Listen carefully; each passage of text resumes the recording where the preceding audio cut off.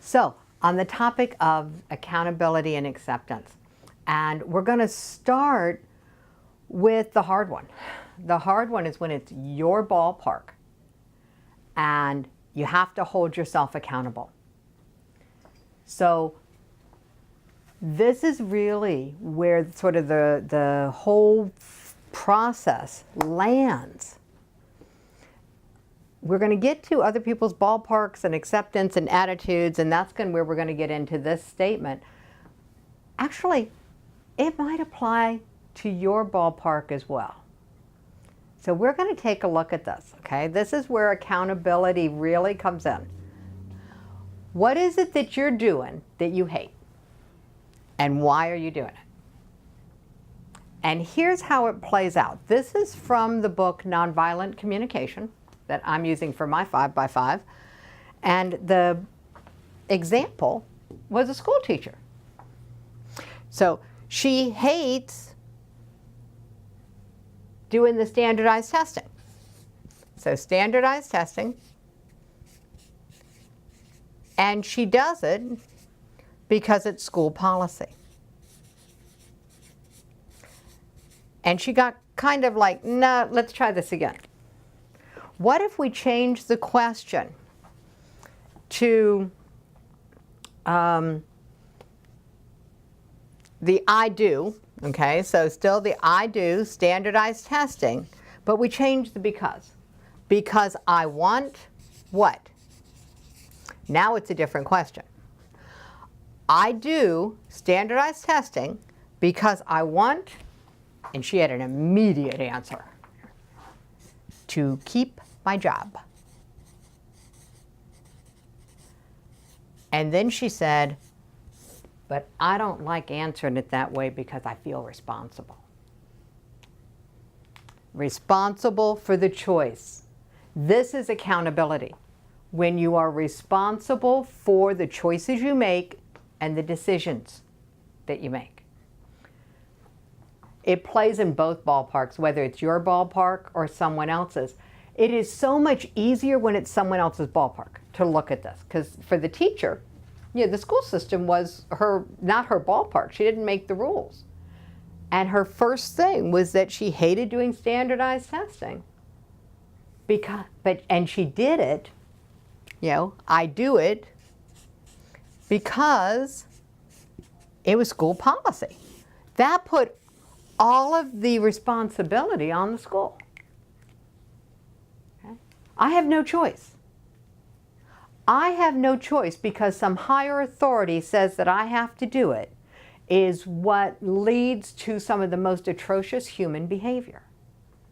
It leads to depression. It leads to frustration. It leads to personal discounting, what I call riding eclipse, what I call being invisible to yourself.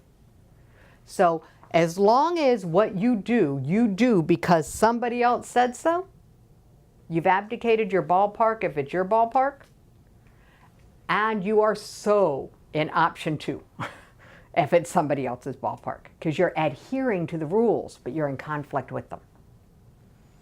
When you shift over here and you saying, I do this, I hate doing it, and I do it because I want, then all of a sudden you can get to acceptance. I do it because I want. I don't know any saner, faster way to help people get to being responsible for the life they are creating than this example of shifting this language from I'm doing this and I hate it because somebody else said so, and shifting it into I'm doing this and I don't like doing it, but I'm doing it because I want something. Now, once the teacher got here, this is not in the book, but this is where it goes in my world. Once she got here, what does she want? She wants to keep her job. So what are her options? She can come into acceptance, right? She could say, okay, it's not my ballpark. I can just accept this. I can quit hating it, and I can come into acceptance. And I could actually find ways that are fun to do the testing. She also, once she got here, could take option 3 leave the ballpark, go find another job. Of course, in my world, you don't go find another job, you start your own business, but that's my world. So, but, option 3, you replace the income. I mean, I would, of course, drill this down. I want to keep my job. What's so good about your job? And once she figured out the 4 or 5 different things that were important to her about the job, then it's a lot easier to find them somewhere else. But it is taking this. And that leads me to the Wiz Get, which some of you are familiar with. Because if you are doing something, and I'm assuming that everybody is doing something in their life that they really don't care for, and they probably haven't done an exercise like this about it. So we're going to do the exercise. And it starts with the I do and I don't like. So this will be all on one page. Don't like. Because I want. And once you know what you want, then you start doing the Wiz Get. What's so good about that? So what's so good about?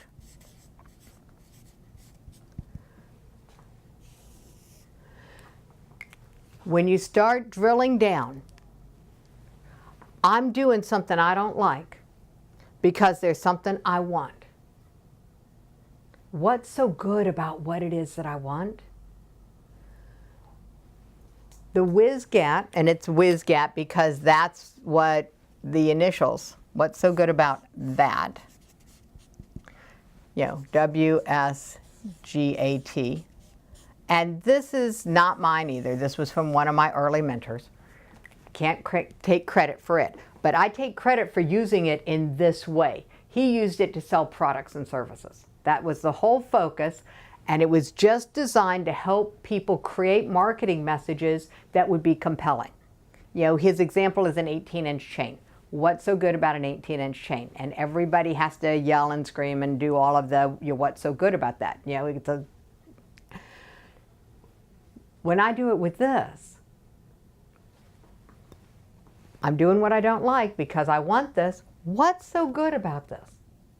Sometimes by the time I try to figure out what's so good about that, there wasn't enough good about it for me to keep doing it.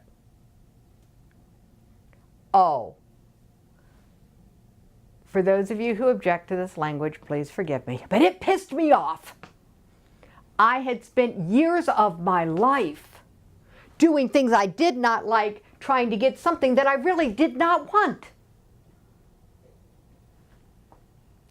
It's not pretty when you get to that point and you recognize that that's what's been going on in your life. My moment of this, I was doing something I didn't like. And I was going after a degree that I realized I didn't want because I didn't want to work in that field. Once I realized this, action follows like night follows day. Action follows like night follows day. When you realize that you are living a life trying to go after something that you don't even want, once you get that level of awareness, you get an attitude. And when you get an attitude, you take action. And when you take action, you know that you're taking action totally of your own volition, based on your own motivations, and it's no longer anybody else's responsibility. It's not about anybody else. And at the end of that journey, you are living your own life and not somebody else's life. Mine showed up like dominoes. I had my aha moment. It was a really bad 2 seconds. My second husband asked me for a divorce. And for 2 seconds, I was like, ugh. And then all the dominoes started falling. And I didn't, not saying I didn't have a roller coaster, okay, because I had my days where I was not happy about all of these changes. But it went this way. He asked me for a divorce in January. In February, I walked into my college class on the first night of class and sold my book to the lady sitting next to me and walked to the registrar's office and withdrew. I was halfway through my degree. That was February.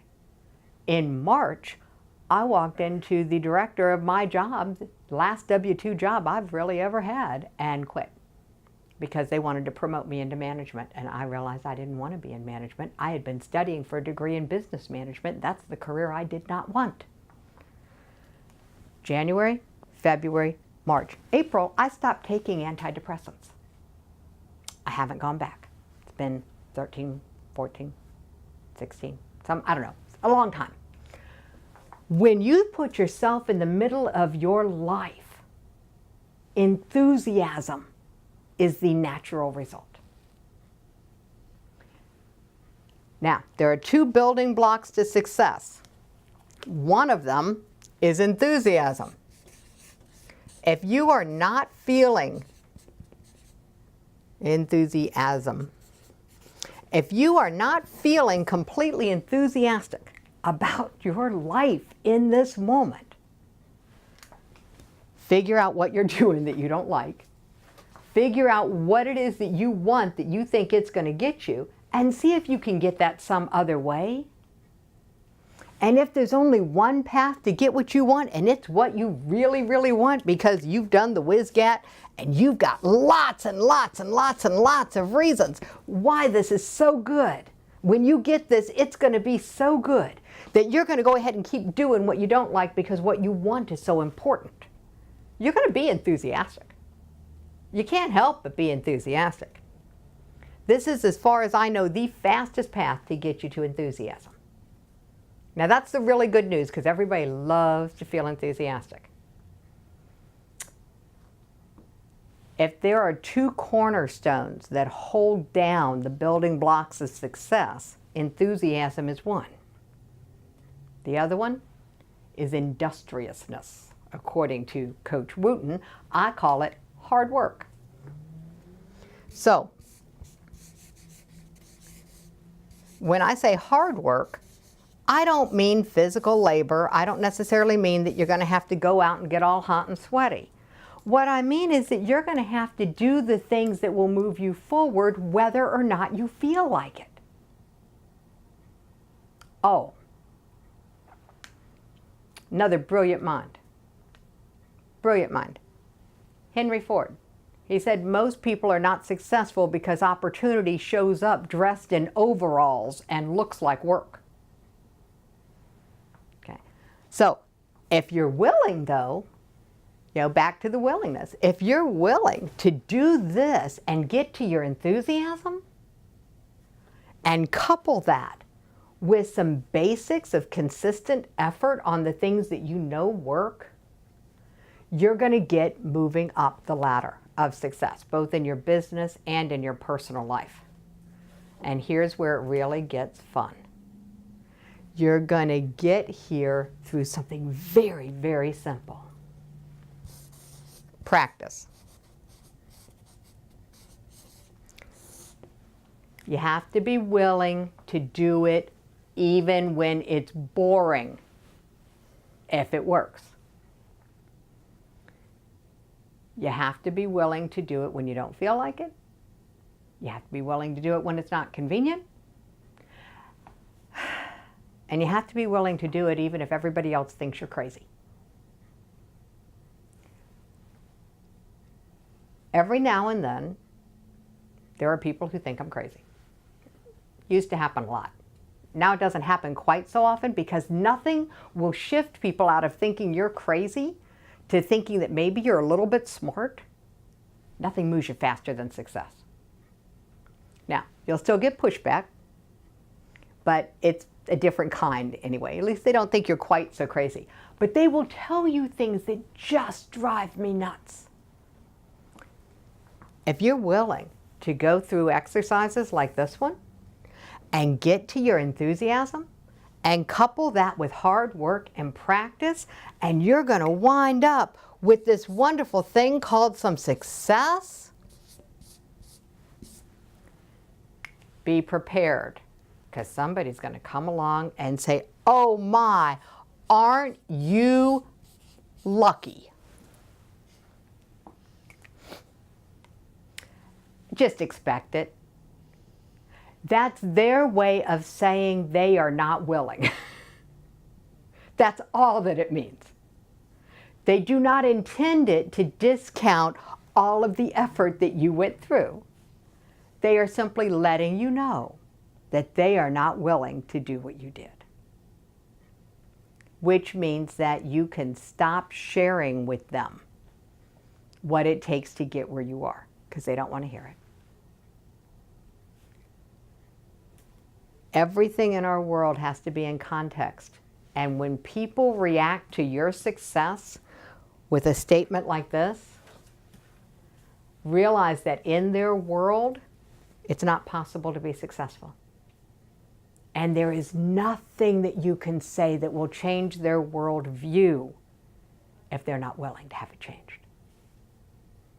So, I have a big sign. Actually, it's not a big sign, but it is a sign. It's about this big. And it hangs on my, I have a wall of whimsy, which is just a way of keeping me from taking life too seriously. And it says, do not try to teach a pig to sing. It wastes your time and annoys the pig. If I'm successful and somebody turns around and says, oh my, how lucky you are, I could get really in trouble if I said what I was about to say.